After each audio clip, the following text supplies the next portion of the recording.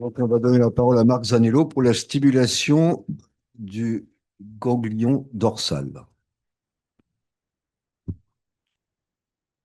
Hop, je vais essayer de mettre le micro comme il faut. Parfait, c'est parti. Bah, je commence par remercier effectivement le président, l'Académie, de nous permettre de faire cette session sur les douleurs post-opératoires qui sont quelque chose qui nous tient à cœur.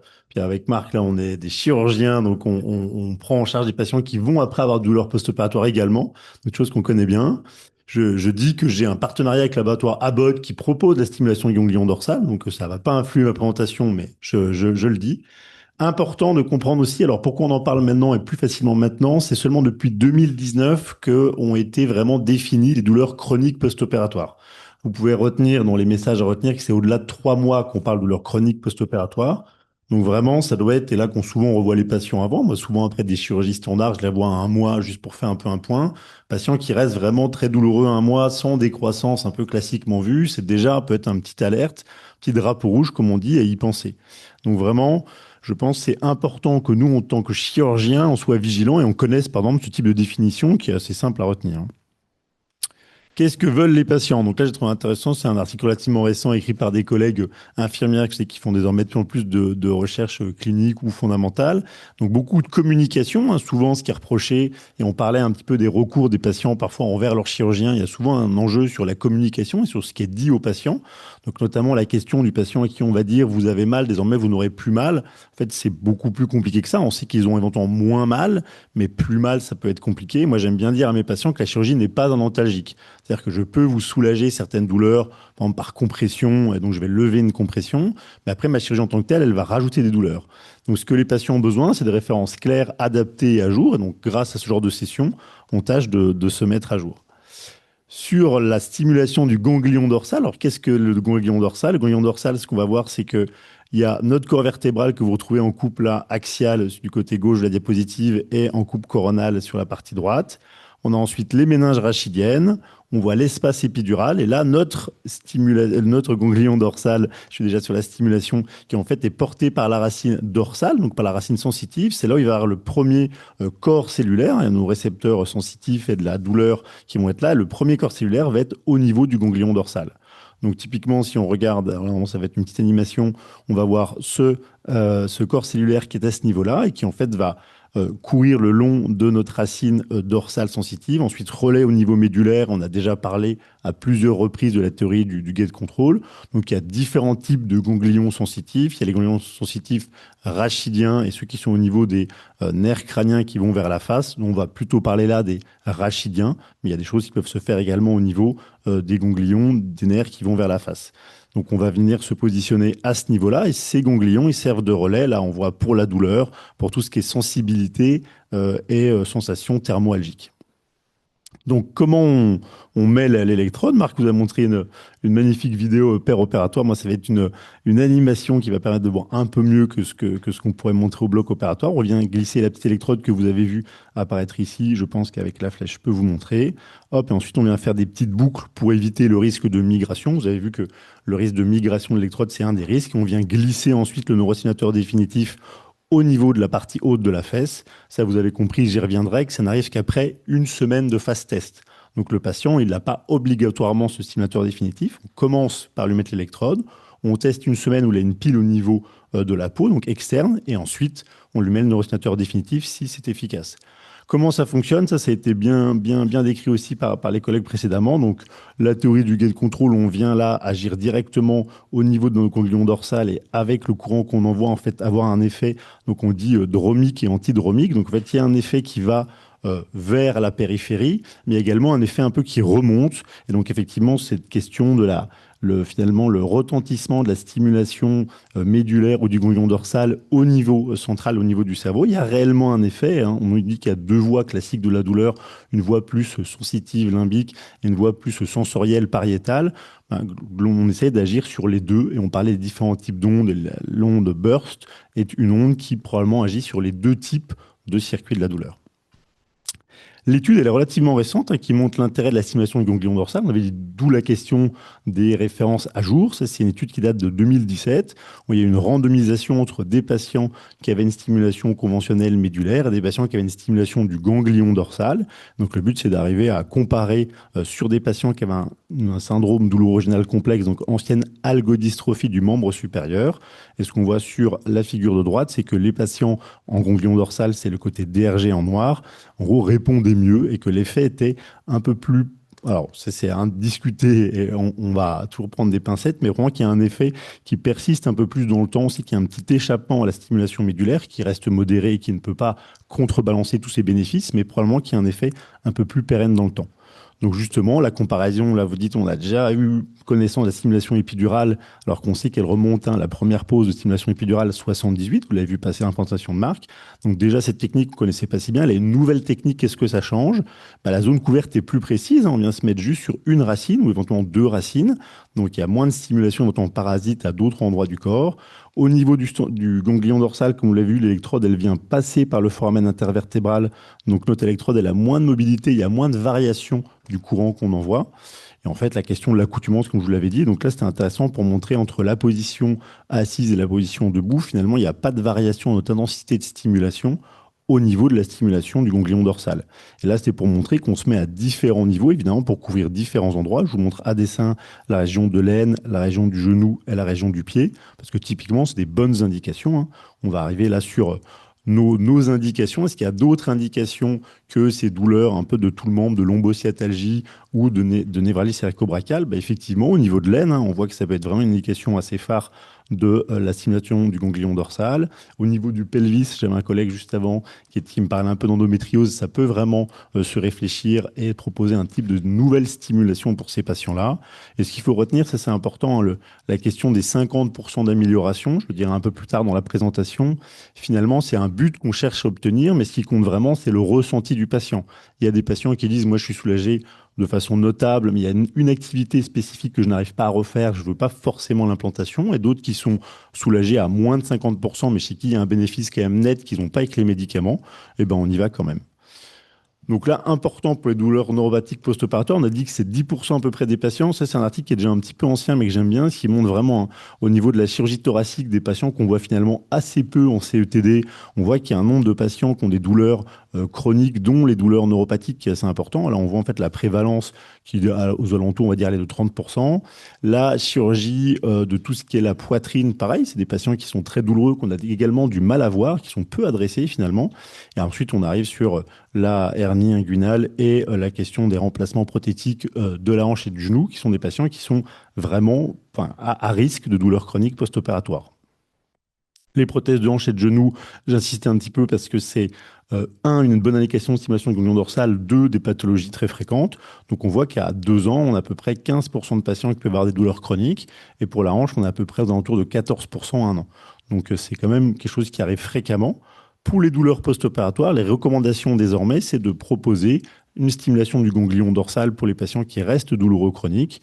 Et donc, ce qu'on voit, ce qui est intéressant, on a pas mal parlé du souci un peu de la consommation des opioïdes, mais on arrive en fait à faire baisser, à arrêter ces traitements chez les patients. Il y a quelques patients qui nous sont adressés un peu dans cette idée de sevrage de traitement pris de façon abusive, et on arrive progressivement en fait en faisant un remplacement de la stimulation contre les médicaments, à les faire arrêter leurs médicaments. Donc la question de quel patient, donc l'HS on a bien dit c'est au moins 1 an, mais ils sont très vite vu les délais. Inefficacité des médicaments ou intolérance, ça c'est un des sujets majeurs qu'on pourra aborder ensemble s'il n'y a pas de définition claire de la douleur pharmacorésistante. Il y a des définitions par exemple de l'épilepsie pharmacorésistante, qui est un domaine que je connais bien également. Dans la douleur, il n'y a pas de définition, donc ça c'est un sujet. Mais finalement un patient qui reste vraiment douloureux, et vous les connaissez, vous les voyez, ça il faut y penser vite et lui parler. La question de qu'est-ce que c'est qu'une douleur neuropathique ou mixte.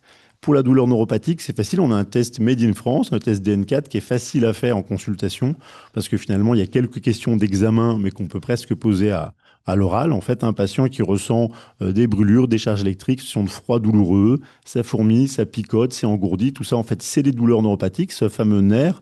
Là, je file la métaphore de Marc. Donc, ce câble électrique du nez, ce nerf qui vraiment transmet des informations douloureuses aberrantes, en fait, on peut assez facilement, et on voit que la sensibilité et la spécificité du CES est assez bonne. Donc ça, c'est typiquement quelque chose qu'un chirurgien peut, et à mes yeux même doit faire, hein. Donc vraiment, il n'y a pas de frein chirurgical à évaluer nos patients. Ça, c'est un petit sujet quand même. Après, je prendrai votre avis expert, hein, mais je trouve qu'un certain nombre de chirurgiens ont un peu un frein de dire, voilà, le patient reste douloureux ou est plus douloureux avant qu'après. Bah, je vais l'envoyer au CTD, on sait qu'il y aura un délai important, puis il va vivre sa vie. Idéalement, je pense qu'on peut être un peu plus proactif que ça. La question des traitements, c'est vrai que j'ai ajouté à dessein chirurgien compatible, hein. Donc, on avait dit multimodal, la prise en charge psychologique, la question du collègue de savoir est-ce qu'on peut pas envoyer déjà nos patients voir les psychologues ou les psychiatres. Alors, je mets un petit bémol, j'espère que Dr. Sennhauser le prendra bien. Ce sont de psychiatres vont être plus dans la prescription d'une certaine pharmacopée que dans l'échange avec le patient. C'est des patients qui ont parfois beaucoup besoin d'échanges. Donc, le psychologue peut être intéressant. Et vous savez que désormais, il y a une prise en charge, hein, de certaines consultations de psychologie. La kinésithérapie, le mouvement comme premier traitement de la douleur, on le garde en tête, hein. Pas de kinésiophobie, il faut bouger, on doit tous bouger. Les différents antalgiques, on a dit que les INS, il ne faut pas en avoir peur. Et le TENS, Sandrine l'a fait mieux que moi. Donc vraiment, tout ça, on peut, nous, commencer à le mettre en œuvre et gagner du temps pour nos patients. Ce qui fait que quand nous, on les verra, si un patient il dit j'ai déjà eu une première ligne de médicaments qui n'a pas fonctionné, j'ai le TENS qui peut un peu m'aider mais qui n'est pas parfait, nous, ça nous aide aussi à aller plus vite dans les techniques innovantes qu'on peut proposer. Le parcours du patient neuromodulé, je vais assez vite, mais c'est vraiment ces 5 temps. La RCP avec l'avis du collègue psychiatre, l'implantation de l'électrode, forcément une phase test d'une semaine, donc on n'est pas implanté d'emblée. On implante le générateur si et seulement si c'est efficace, et ensuite on le suit au long cours. Elle a l'importance de l'infirmière référente douleur. Il y a Madame Chekroun qui est dans la salle avec qui je travaille au quotidien. C'est critique, hein, donc il y a besoin d'une équipe pluridisciplinaire pour bien prendre en charge nos patients.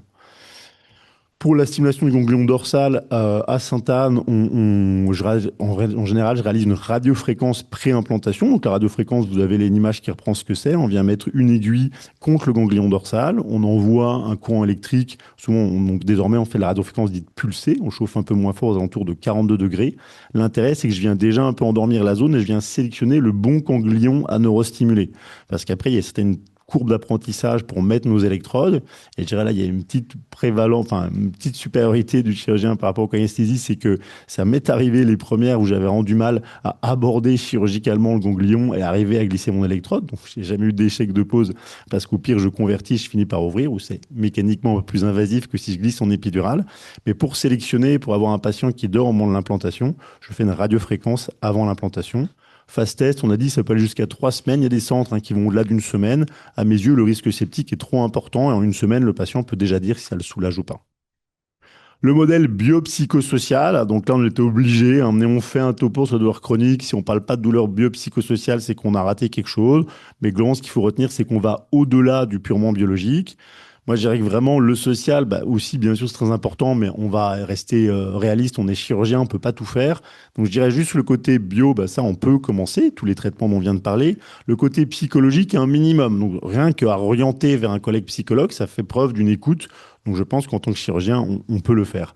Et le suivi au long cours, il est capital, hein. J'avais dit le rôle de l'infirmière douleur, je le répète, parce que le stimulateur, après, on a besoin de le régler, trouver la bonne dose d'électricité qu'on envoie, ça peut prendre un petit peu de temps.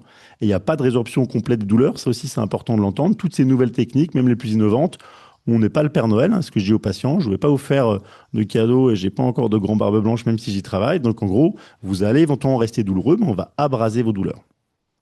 On peut associer la stimulation épidurale qu'a présenté le premier Marc avec la stimulation du ganglion dorsal.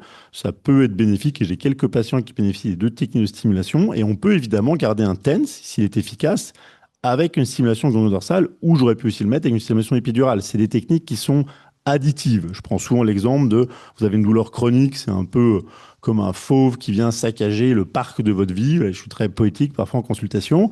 Donc après, l'idée, les différents traitements viennent mettre des barreaux sur la cage qui va maintenir le fauve dans un périmètre plus restreint. Et donc, on peut additionner ces barreaux. Et typiquement, avoir un TENS, s'il est efficace, plus une stimulation implantée, il n'y a pas de problème. C'est possible en troisième ligne, si on s'accoutume à la stimulation épidurale, on peut faire une stimulation de ganglion dorsal. Pour les patients diabétiques ou les patients qui souffrent de zona, on déborde du côté purement post-opératoire, mais ça peut également être intéressant. Et là, brièvement sur la fin, j'avais envie de reprendre que la douleur post-opératoire, en fait, on peut quand même un peu la deviner. Des patients qui ont très mal en préopératoire, c'est un gros signe rouge. Je veux dire, c'est évident. Un patient qui a déjà très mal au dos, si je dis que je vais l'arthrodéser, mettre des vis, des tiges, des cages, il aura plus mal au dos. Après, il aura peut-être moins mal secondairement quand une forme de compression sera levée, mais transitoirement, il va avoir plus mal. Le terrain psychologique est important aussi. Donc, en fait, ces différents facteurs, on peut les retrouver en préopératoire. Et c'est la question de la détection préopératoire. Là, je parle d'un score, parce qu'il y en a eu plusieurs, mais par une équipe espagnole, avec 6 critères qui sont uniquement des critères préopératoires. Donc, on peut détecter ces patients en préopératoire. Ils n'avaient pas abordé le rôle du catastrophisme qui a été beaucoup discuté, qu'on peut pas en rajouter si on doit faire du screening préopératoire. Et la différence entre les hommes et les femmes, notamment sur des questions génétiques, est également intéressante. Et donc là, je voulais finir par des propositions d'action, et ça tombe bien, j'arrive au moment de la cloche. Donc moi, je souhaiterais, si c'est possible, en tout cas une rubrique douleur post-opératoire sur le site de l'Académie, sur le modèle de ce qui se fait de l'American College of Neurosurgeons, sur la question de voilà, ce qu'on peut proposer à nos patients. Puis j'aime bien le côté voilà, transdisciplinaire de l'Académie de chirurgie qui permettrait parfois de sortir des petites querelles de chapelle. J'adore les collègues de Cité française du racisme. Parfois, on a une vision un peu différente de nos patients douloureux chroniques. Pression de protocole de prise en charge, ça également. On avait dit c'est parfois pas toujours simple de s'y retrouver, donc on peut protocoliser des choses. La question de la détection préopératoire, Marc est en train de développer un logiciel qu'on va installer à Sainte-Anne qui s'appelle Algometra, qui permettra, je le souhaite en tout cas, de proposer à tous les patients qui vont se faire opérer de réaliser un certain nombre d'auto-questionnaires et de éventuellement sortir un score de risque de douleur chronique post-opératoire qu'ils pourront présenter à leur chirurgien. Après, on verra la réception du collègue à ça et avec un suivi ensuite, typiquement avec des petits rappels sur leur téléphone et des patients qui pourront être acteurs de cette prévention. Et la formation et la gestion de la douleur pour les chirurgiens, ben ça, on est à disposition et si l'Académie nous parraine, ce sera un plaisir. Donc, l'importance de la douleur préopératoire, ça vous l'avez bien compris. La douleur chronique post-opératoire, c'est fréquent, donc on en parle aux patients, on l'évalue, on la prend en charge. La stimulation du ganglion dorsal, c'est plus expérimental. Déjà, la stimulation épidurale, c'est plus expérimental, mais également la stimulation du ganglion dorsal. Donc, le patient ne va pas être un cobaye. Patiente qui est venue me voir récemment, qui a dit que son médecin traitant l'avait alerté, attention, vous allez être sujet de protocole. Non, il y a des protocoles sur d'autres choses, mais pas sur ça. Donc, on y pense et on en parle tôt, on prépare notre patient et ça se passe mieux. Donc, je remercie, j'avais dit déjà à l'Académie, je recommence, les différents orateurs, Madame Chekroun, ma collègue infirmière référente douleur de Sainte-Anne, et plus globalement toute l'équipe de la prise en charge de la douleur, la neurochirurgie, mon service dirigé par le professeur Palu, je suis obligé de le citer également, et l'ensemble des partenaires qu'on ne peut pas citer parce que j'ai plus qu'une seule diapositive et que j'ai déjà dépassé le temps. Merci beaucoup.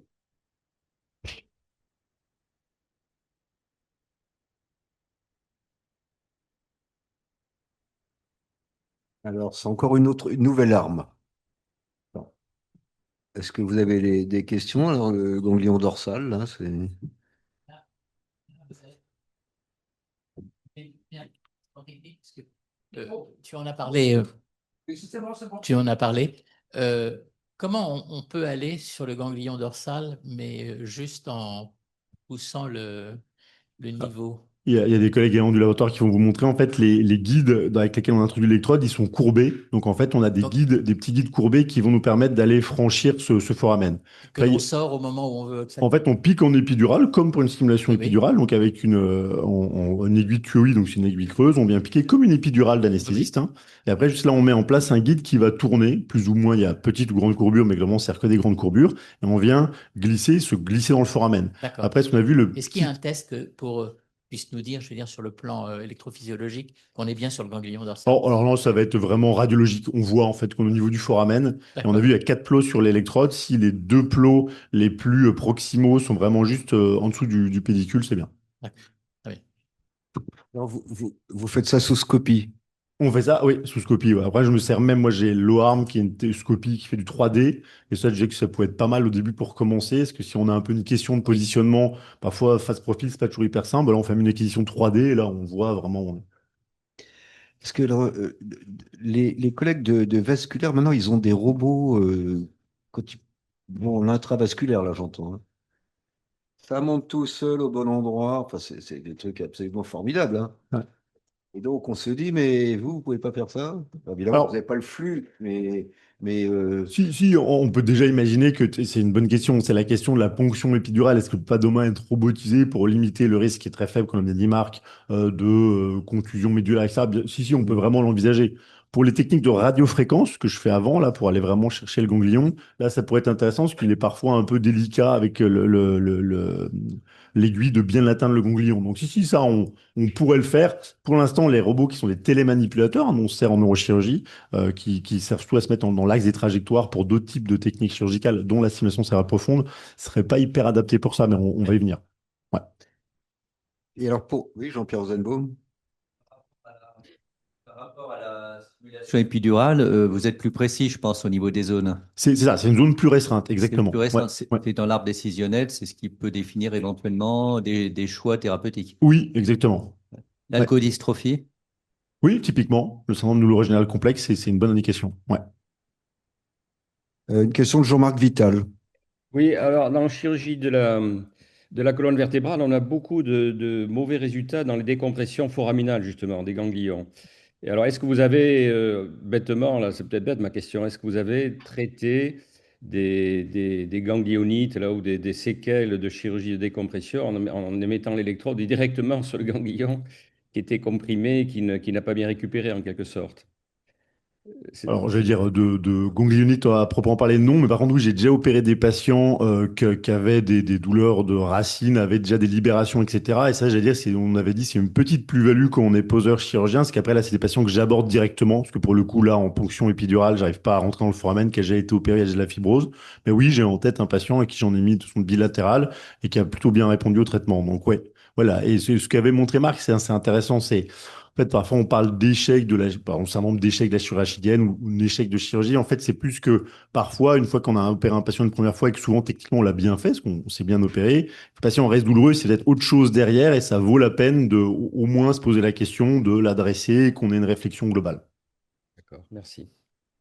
Alors, excusez-moi d'insister, mais plutôt que d'avoir une pile avec une électrode, là, maintenant on peut envoyer les ultrasons où on veut, de façon assez précise, en dosant son effort, y compris pour les cancers.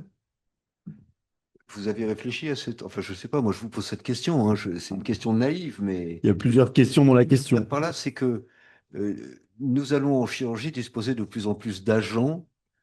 Vous avez dit tout à l'heure qu'on était avec l'électricité de la chimie. On a des agents qui vont finalement devenir de plus en plus élégants, sans même avoir besoin de faire une ponction. Enfin, je ne sais pas, qu'est-ce qu'il en est de ces réflexions, quelle que soit la technique d'ailleurs, hein, je veux dire. Alors, c'est très intéressant sur la question des ultrasons et de la stimulation par ultrasons. Il y a des travaux, hein. Les ultrasons peuvent servir à stimuler le système nerveux plutôt central. Après, là, le phénomène de stimulation, il n'est pas parfaitement compris, et notamment la focalisation des ultrasons qu'on va envoyer pour stimuler, c'est pas hyper simple.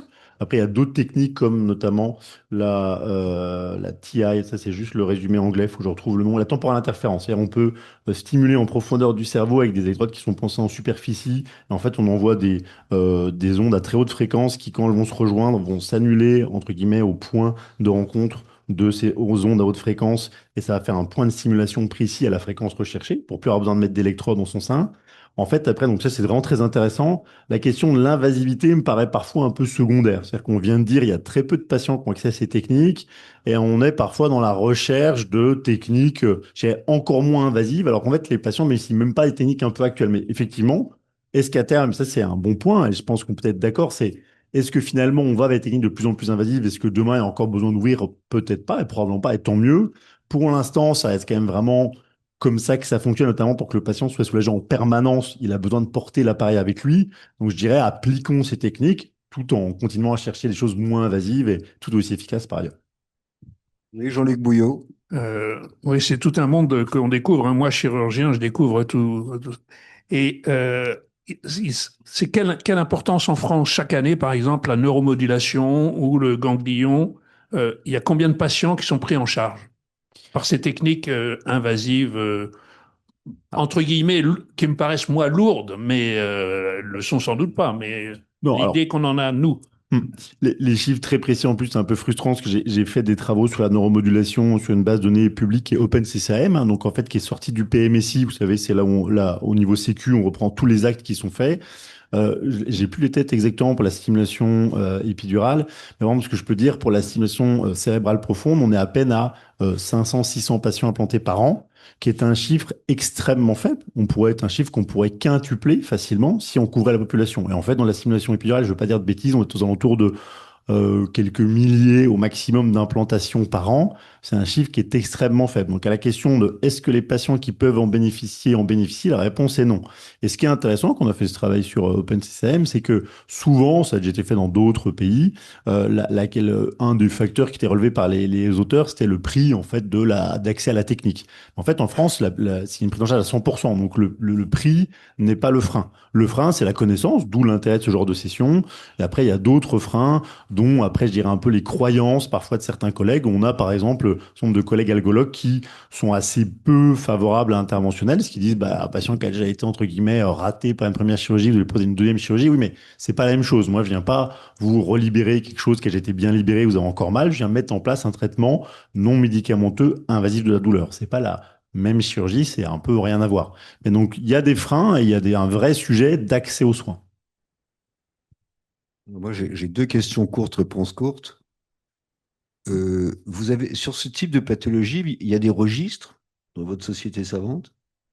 Alors, sur les registres de la société savante, je ne veux pas dire de bêtises. Sur la stimulation cérébrale profonde, sûr qu'il y a un registre qui existe. Sur la stimulation épidurale, j'ai un doute. Peut-être dans la Société française de neuromodulation. Et ouais, là, ça commence un peu à se voir. Donc après, je trouve quelque chose d'intéressant, c'est que finalement, le registre en tant que tel est intéressant. Vraiment, après, sur plus que je dirais que le registre, parce qu'après, on peut colliger au sein de chaque centre, c'est vraiment la connaissance, le nombre de personnes qui ne connaissent toujours pas le dispositif. Ça, Oui, c'est oui. hallucinant. Voilà. Mais oui, il y a des registres qui commencent à relever. Et alors, deuxième question courte, vous avez parlé des psychologues. Mhm. Vous avez dit, oh, bah, les psychologues, c'est bien, c'est remboursé. En fait, à ma connaissance, les consultations de psychologues ne sont pas remboursées en libéral, sauf dans quelques expériences dans certains départements pour l'instant. Alors, je crois que c'est ça. Il y a des expériences qui sont menées pour rembourser un certain nombre et après, je crois que c'est 65 euros la prise en charge, je dis pas de bêtises, qui avait fait un peu râler les psychologues. Donc, s'il y a une tentative d'élargir un peu qui effectivement recouvre pas l'ensemble du territoire, ça peut rester un petit peu compliqué d'y accéder. Oui, c'est difficile. L'accès aux psychologues est compliqué en France pour des raisons de prise en charge, j'entends, hein. Ouais. C'est pas seulement de votre pathologie, dans d'autres pathologies aussi. Bien. Euh, on a tout compris? On va tout s'y mettre? Bon, non, mais merci beaucoup. Merci beaucoup pour cette session. Alors, vous avez terminé en tirant la manche de l'académie. Bon, je pense que, en fait, l'académie, elle fait des préconisations. Et donc, je pense que ce sujet serait de nature à ce que nous fassions une préconisation pour expliquer les enjeux, les possibilités, le concept de douleur chronique post-opératoire qui est quand même récent, vous l'avez souligné, et donc qu'il y a des moyens, qu'il ne faut pas attendre, qu'il y a des armes, etc. Je pense que nous allons réfléchir avec les gens qui sont concernés pour faire une préconisation de l'Académie de chirurgie sur la douleur chronique post-opératoire. Voilà. Alors, merci beaucoup de Voilà. l'écoute Et donc, du on support. voulait tous vous remercier pour cette excellente session qui n'est pas finie, puisque notre secrétaire général va communiquer les résultats des élections, parce que nous sommes dans une période électorale. Nous aussi. Voilà. Tu as la parole. Merci. Oui, donc je vais juste vous lire la liste des élus. Donc le professeur Henri Azaïs en chirurgie gynécologique, le professeur Manon Bachir Azouk, le docteur Marie Bagnier, chirurgie scénologique, docteur Pierre Barouk, chirurgie orthopédique, professeur Georges Fabrice Blum, chirurgie gynécologique, professeur Stéphane Boigard, chirurgie orthopédique, docteur Nicolas Bouguenec, chirurgie orthopédique, docteur Catherine Bouteille, chirurgie gynécologique, docteur Monique Cohen, également chirurgie gynécologique, professeur Charles Cour, chirurgie orthopédique, docteur Aymar de la Doucette, chirurgie orthopédique, docteur Arnaud de la Fontaine, chirurgie orthopédique, professeur Bruno Deval, gynécologie obstétrique, docteur Marion Disquino, chirurgie orthopédique, docteur Tierno Foinquet, chirurgie viscérale et digestive, professeur Norina Forna, chirurgie maxillofaciale, professeur François Golfier, chirurgie gynécologique et obstétrique, docteur Gina Crissa, chirurgie hépatique, professeur François Lepimpec Barthes, chirurgie thoracique, professeur Brahim Lequehal, chirurgie viscérale, professeur Louis Marcelin, chirurgie gynéco, docteur Dominique Montpellier, chirurgie anesthésiste réanimateur, professeur Pascal Alexandre Trauma, chirurgie thoracique, Professeur Mathieu Peslon, chirurgie pédiatrique, Dr Barbara Piclet, chirurgie orthopédique, Dr Jean-Luc Roux, chirurgie orthopédique, Professeur Barbara Siliger, chirurgie viscérale et endocrinienne, Professeur Éric Viel, chirurgie et médecine de la douleur, Dr Vincent Villefranc, chirurgie gynécologique. Dans les membres libres, Madame Nicole Hamelin, présidente de l'Institut international pour la paix et des droits de l'homme, Monsieur Damien Forest, cofondateur et président de Praxis Santé, Monsieur François Béroujon, magistrat au tribunal administratif de Bordeaux, Madame Florence Pouzet, consultante en cybersécurité, et rejoignent le collège de l'Académie, Dr Sarah Abdelawi, chirurgie pédiatrique, Dr Rani Kassir, chirurgie pédiatrique, et Dr Ludovic Le, chirurgie ophtalmologique.